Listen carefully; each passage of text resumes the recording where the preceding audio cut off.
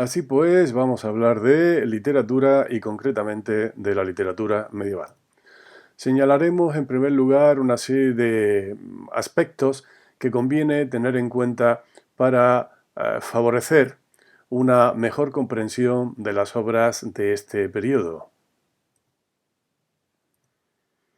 Nos referiremos en primer lugar a la temporalización. Es un periodo muy dilatado, muchos siglos, desde el siglo X al siglo XV, ambos siglos inclusive, con lo cual podéis comprender que se trata de una literatura en la que observamos una importante evolución a lo largo de todo el periodo. Hay una serie de cambios muy importantes que se observan si comparamos las obras del siglo XV con las primeras manifestaciones de esta literatura. Concretamente, por ejemplo, diferencias desde el punto de vista lingüístico e incluso temático. Bien, vamos a hablar también de la importancia que tiene este periodo para la lengua castellana. Efectivamente, este periodo, y tomad buena nota de ello, es el periodo en el que nace, se expande por toda la península y se consolida como lengua de cultura la lengua castellana. La lengua castellana que hasta entonces era uno de los dialectos digamos, del latín, se consideraba una de las formas vulgares de hablar el latín originario, pero que poco a poco se va a convertir en lengua de cultura que va a aparecer puesta por escrito y que además se va a convertir en la lengua, vamos a decirlo así, predominante en toda la península ibérica. Hablaremos también de la sociedad. Esta sociedad que se denomina, se conoce como sociedad feudal, que es la sociedad característica de la Edad Media, aunque en el último periodo, en el último siglo, se observarán ya importantes transformaciones. Bien, ¿qué tenemos aquí? Efectivamente, como veis, esto que aparece aquí son símbolos religiosos. La estrella de David, que alude a la religión judía, la media luna, que alude a la religión musulmana, y la cruz, que alude a la religión cristiana. Bien, utilizamos estos símbolos para referirnos no solamente a las religiones, sino en general a las culturas, a la cultura en lengua hebraica, relacionada con la religión judía, a la cultura en lengua árabe, relacionada con la religión musulmana, y a la cultura que a nosotros más directamente nos interesa en nuestra asignatura, a la cultura en lengua castellana, que era fundamentalmente una cultura cristiana. Bien, en este periodo y sobre todo en la península ibérica se produce una convivencia de estas tres culturas, de estas tres lenguas, de estas tres religiones, en algunas ocasiones más armónico que en otras, porque en última instancia, como sabéis, cuando se finaliza lo que se conoce con el nombre de la Reconquista, con la toma del reino de Granada, y se unifica todo el Estado bajo la corona de los reyes católicos, se procede también a una unificación desde el punto de vista religioso, que conllevará la expulsión del pueblo judío y siglos más tarde del pueblo musulmán. Bueno, pero en principio hay a lo largo de todo el periodo una convivencia, ya digo, más o menos accidentada entre las tres culturas, pero ello va a ocasionar un intercambio, por así decirlo, de información, una influencia mutua entre las tres culturas que hace que la literatura castellana, en comparación con otras literaturas europeas, tenga una personalidad bien definida, una personalidad distintiva. Y lo mismo va a pasar desde el punto de vista de la literatura hebrea que se escribe en la península o la literatura árabe que se escribe en la península. Bien, tengámoslo presente, por lo tanto, la existencia de tres culturas, tres lenguas, tres ideologías o religiones que conviven en la península ibérica. Bien, esto que aparece aquí, como sabéis, es un símbolo que se refiere a la divinidad, a Dios, al Dios uno. Y efectivamente, una de las características que conviene tener en cuenta en relación con esta literatura es el teocentrismo. ¿Qué quiere decir ello? Bueno, quiere decir, como veis literalmente, teo significa Dios, centrismo, de centro. Dios aparece en el centro de todo pensamiento. Es decir, todo pensamiento, desarrollo ideológico y en ese sentido también desarrollo literario, tiene siempre presente que, digamos, hay que respetar una ideología concreta, que es una ideología de tipo religioso, y que en el caso de la lengua castellana tiene que ver con el cristianismo, de la literatura castellana tiene que ver con el cristianismo. El pensamiento de la época en la península ibérica, en la literatura castellana, es un pensamiento fundamentalmente religioso con todo lo que ello conlleva. Por ejemplo, desde el punto de vista del libro de cultura, el libro que se considera de cultura por antonomasia es el libro sagrado, de donde hay que extraer digamos, los conocimientos fundamentales y con los que hay que contrastar cualquier tipo de conocimiento. Si hay un conocimiento que de alguna manera contradice lo que aparece o se interpreta que aparece en las Sagradas Escrituras, en la Biblia, pues ese conocimiento es rechazado. Y, por ejemplo, se entiende que la vida terrena, la vida de cada uno de nosotros, la vida terrenal de cada uno de nosotros es simplemente un periodo en el que de alguna manera estamos sometidos a prueba antes de acceder a la vida eterna, que sería la vida definitiva, y pasando previamente por el juicio severo de Dios, quien juzgará a vivos y muertos y determinará quienes gozan de las glorias celestiales y quienes son condenados a las penas del infierno. Bueno, pues esta visión religiosa, a eso aludimos con el término teocentrismo. Dios está en el centro de todo el pensamiento y de alguna manera de toda la vida de las personas de la época.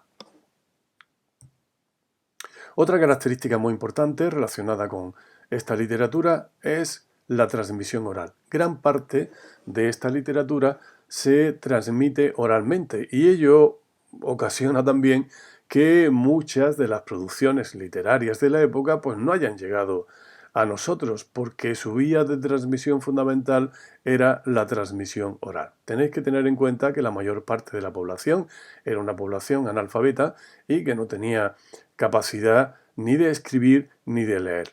La producción de libros, la producción original de libros era muy limitada y además muy costosa, tremendamente costosa. Y todo esto ocasiona que sobre todo en los primeros siglos pues, nos encontremos con muy pocas obras escritas. ¿Quiere eso decir que no se contaban historias, que no se cantaban canciones? No, en absoluto. Lo que pasa es que estas composiciones, estas producciones, vamos a llamarlas así, literarias, pues eran producciones que no se ponían por escrito y se transmitían oralmente. Ello va a tener también mucha influencia en el sentido, por ejemplo, de que la poesía, el verso, sobre todo en los primeros siglos, va a tener una gran importancia, porque como sabéis, el verso, el ritmo, favorece la memorización y efectivamente las primeras muestras propiamente literarias van a ser textos compuestos en verso. Bien, con este signo de interrogación aludimos a otra característica también muy importante de la literatura medieval, que es el anonimato. Efectivamente, muchas de las obras de este periodo son obras anónimas. O bien no conocemos el nombre del autor, o bien hay distintas teorías acerca de la autoría de algunas obras. Otra característica fundamental, veis aquí a un profesor enseñando a sus alumnos, otra característica fundamental de la literatura de este periodo es el didactismo. Con ello nos referimos a que la literatura en general, la literatura de este periodo tiene como finalidad fundamental enseñar. Se entiende que la literatura, que lo que se escribe, que los libros que se escriben, son libros que están justificados sobre todo porque tienen una utilidad sobre todo desde el punto de vista moral.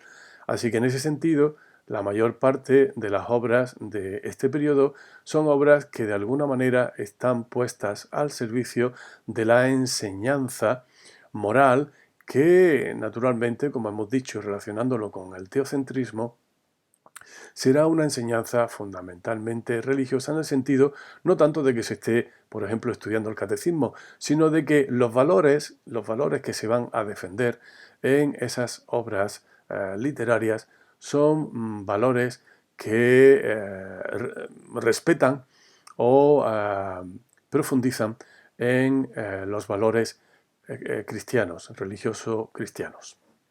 Bien, estas son las características que queríamos destacar en relación con la literatura medieval. A continuación vamos a hacer algunas precisiones en algunas de estas características. Si tenéis alguna duda en cuanto a la definición, ya sabéis que podéis acudir a vuestro libro de texto para precisar un poquito más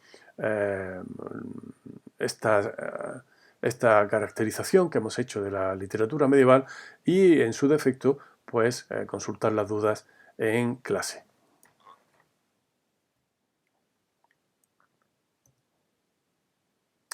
Vamos a hacer ahora algunas precisiones en cuanto a la temporalización del periodo, que, como ya hemos dicho, abarca desde el siglo X al siglo XV. Marcamos con una línea roja el inicio, siglo X. En el siglo X aparece algo que no es exactamente una obra literaria. Bueno, no exactamente, no es en absoluto una obra literaria, no estamos hablando de una obra literaria, pero como comentaremos a continuación, tiene una enorme importancia desde el punto de vista de la historia de la lengua castellana, porque esto que viene aquí, las glosas, esto que acaba de aparecer, son, como comentaremos a continuación, las primeras manifestaciones que tenemos por escrito de lo que puede considerarse el castellano primitivo. Insisto en que ahora hablaremos de las glosas. Bien, los siglos XI y XII, relacionados con eso que decíamos a propósito de la transmisión oral y el anonimato de esta literatura, no son siglos que nos hayan dejado manifestaciones escritas del castellano, más allá de estas glosas que, como he dicho, comentaremos a continuación. A finales del siglo XII, posiblemente a finales del siglo XII, entre el siglo XII y el siglo XIII, aparece ya una primera obra importante, el Cantar de Miocid. No es de autor conocido, aunque cuando llegue el momento comentaremos que fue escrito, o mejor dicho, transcrito por un tal Pedro Abad, que no se considera propiamente el autor de esta obra, como ya en su momento comentaremos, sino meramente el transcriptor, el que la pone, quien la pone por escrito. En el siglo XIII aparecen muchas obras importantes. Es un siglo especialmente brillante desde el punto de vista de la producción literaria medieval. Nosotros vamos a destacar el hecho de que aparece el primer autor conocido, con nombre y, por así decirlo, apellidos de la historia de la literatura castellana.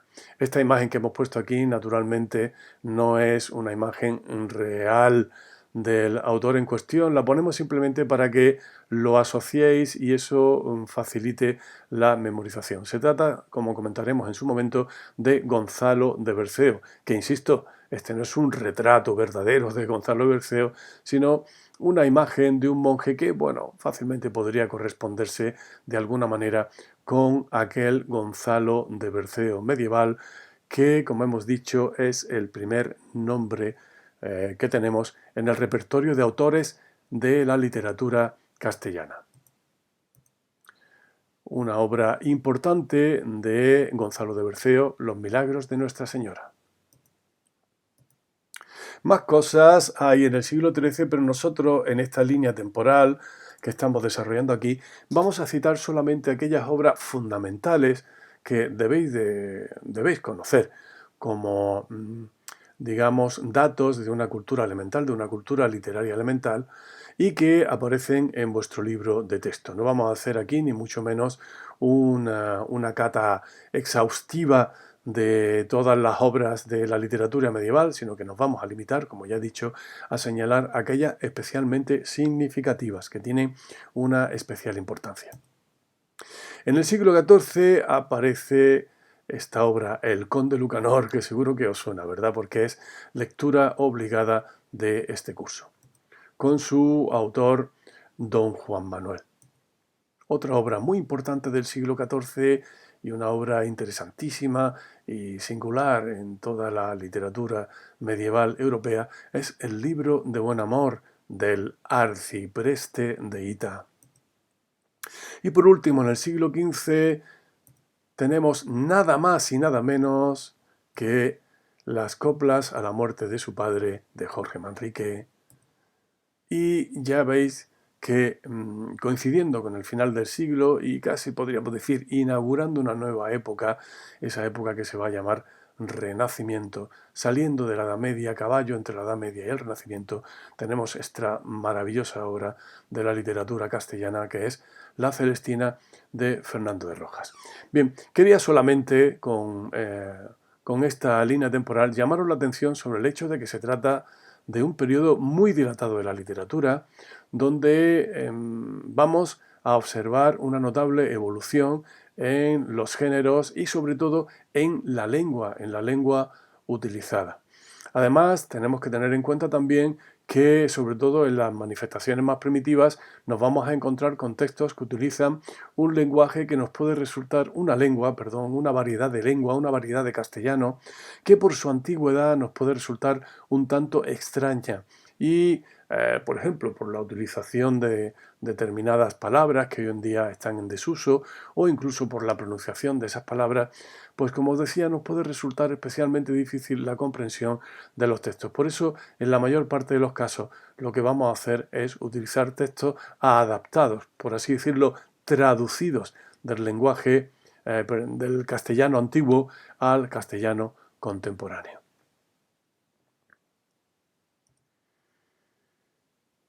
Como ya os había comentado, vamos a detenernos a hablar un poco de la lengua castellana, en el sentido de que este periodo es importantísimo para la lengua castellana. Vuelvo a repetirlo.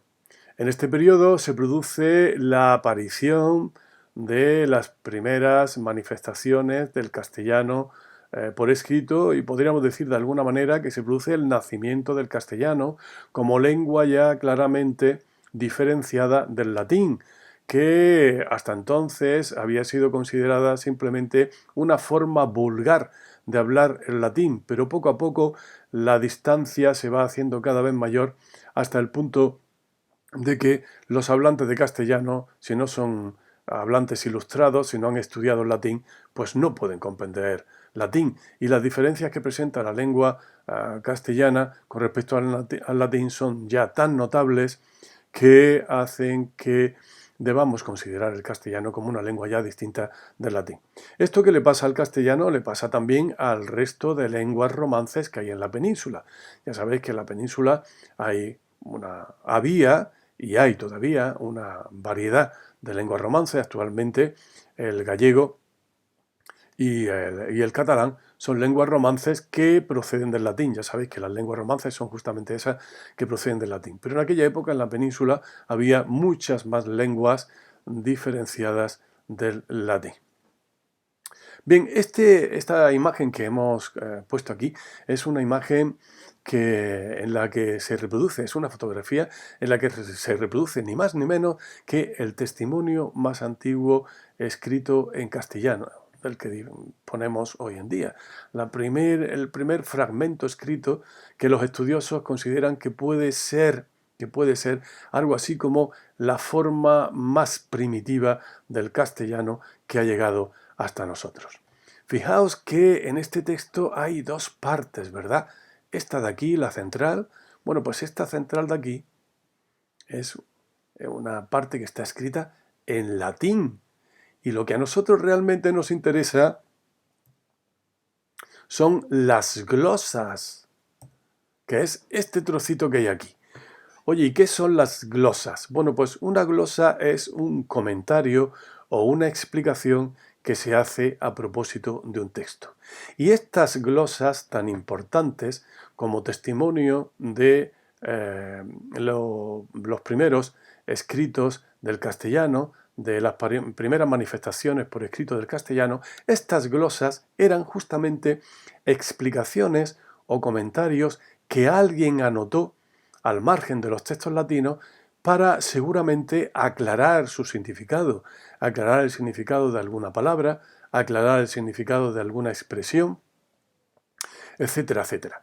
Y ello da a entender que efectivamente la lengua que hablaba esa persona que había escrito esto, pues esa lengua era una lengua ya muy diferente del latín, hasta el punto de que el hablante de esa lengua ya no entendía el latín escrito. Bueno, esto de las glosas es algo parecido a lo que vosotros podríais hacer si tenéis un texto, por ejemplo, en inglés y al margen de ese texto hacéis vuestras anotaciones en castellano para aclarar el contenido del texto. ¿Ven? Esos son los testimonios más antiguos que consideramos del castellano. Lo ponemos aquí un poquito más ampliado, este trocito de aquí.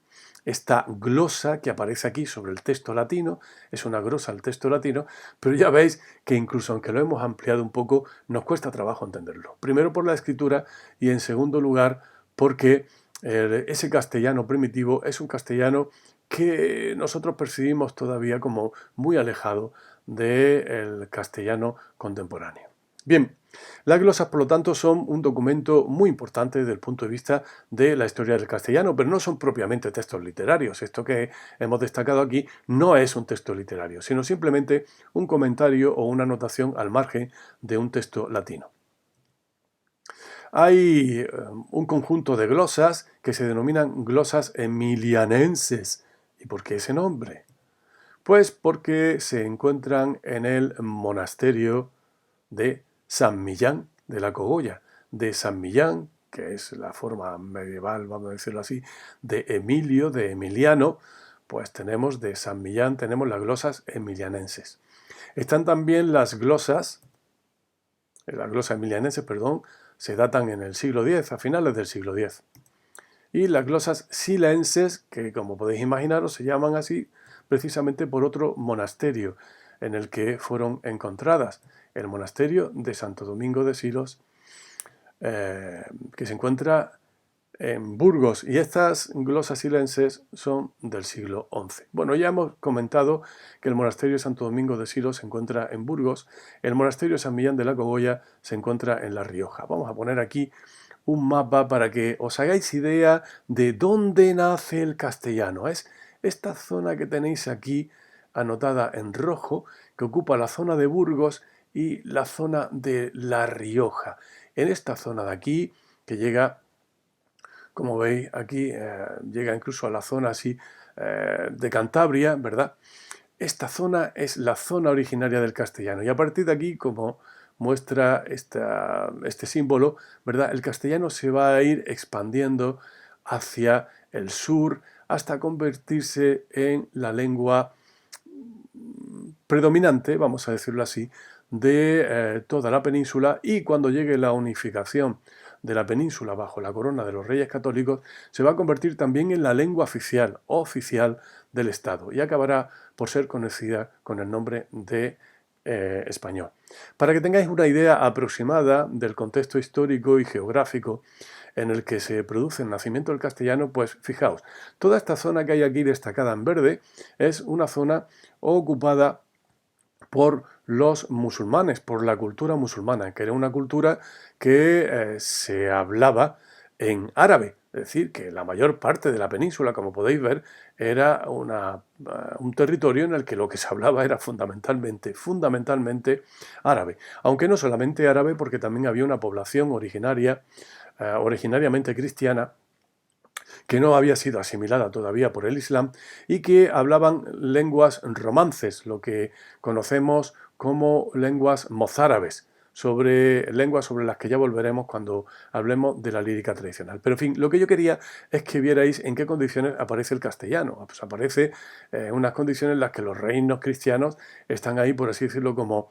arrinconados en el norte de la península, y la cultura mayoritaria es la cultura mayoritaria en el sentido de cultura dominante, la cultura más poderosa es la cultura musulmana en lengua árabe.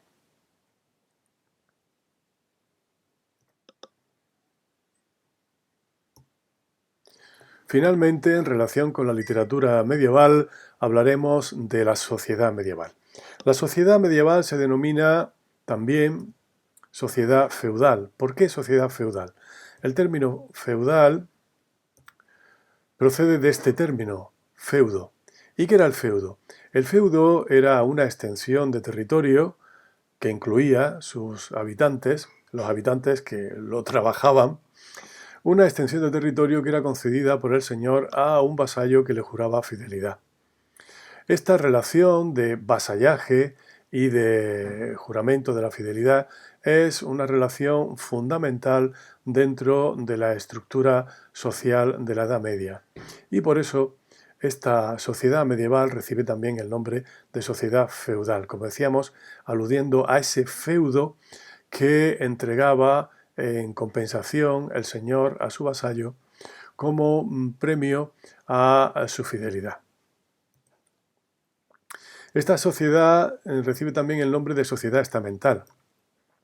El término estamental procede de otro término, del término estamento. Estamento sería sinónimo de grupo social. Un grupo social característico de la Edad Media, una de cuyos aspectos quizás más llamativos era el hecho de que nacer en determinado estamento te obligaba a pertenecer a ese estamento de por vida y por tanto a asumir las obligaciones y eventuales derechos que estuvieran asociados a dicho estamento. Bien, aquí tenéis los principales estamentos de la sociedad feudal medieval. El rey en la cúspide, como el más poderoso, vamos a decirlo así. Debajo la nobleza y el clero, y abajo del todo el pueblo llano. Podríamos decir que esta relación que hemos hecho va de más poderoso a menos poderoso y de más privilegiado, que tiene más privilegio, a quienes tienen menos privilegios. Así que el más poderoso sería el rey, seguido de nobleza y clero, y finalmente el pueblo llano.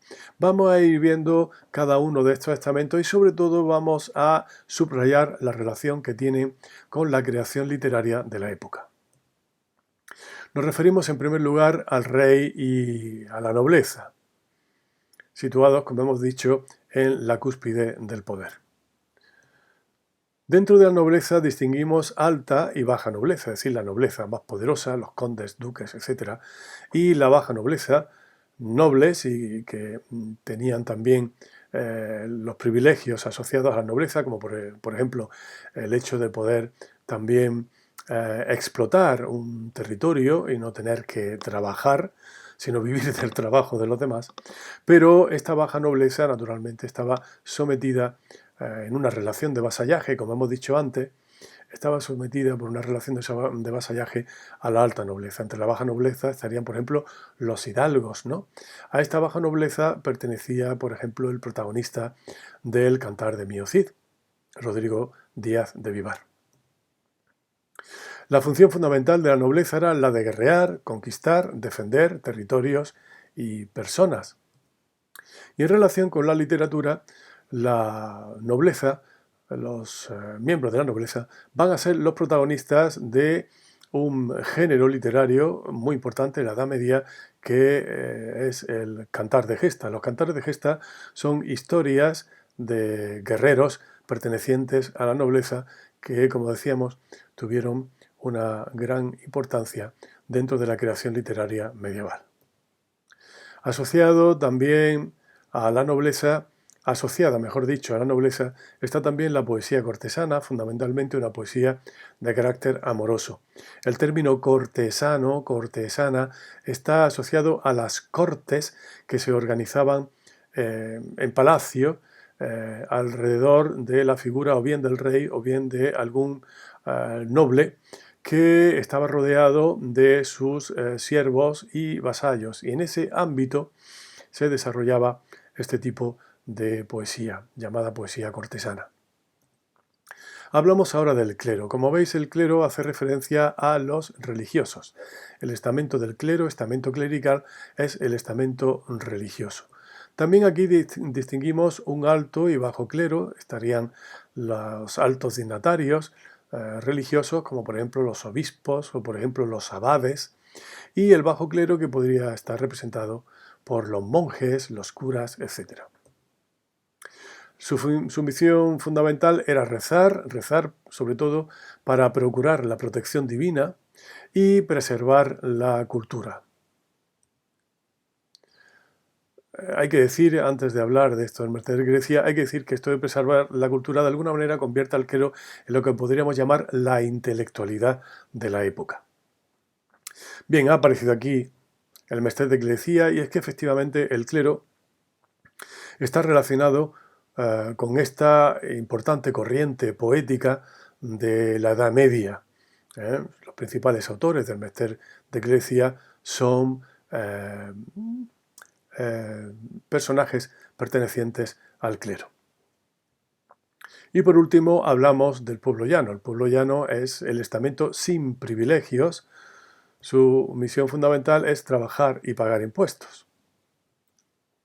Desde el punto de vista literario, se relacionan con la importante literatura tradicional de transmisión oral, los cuentos, las canciones tradicionales, y además con el otro mester poético de la Edad Media, hemos citado antes el mester de Grecia, pues hay que citar ahora el mester de juglaría.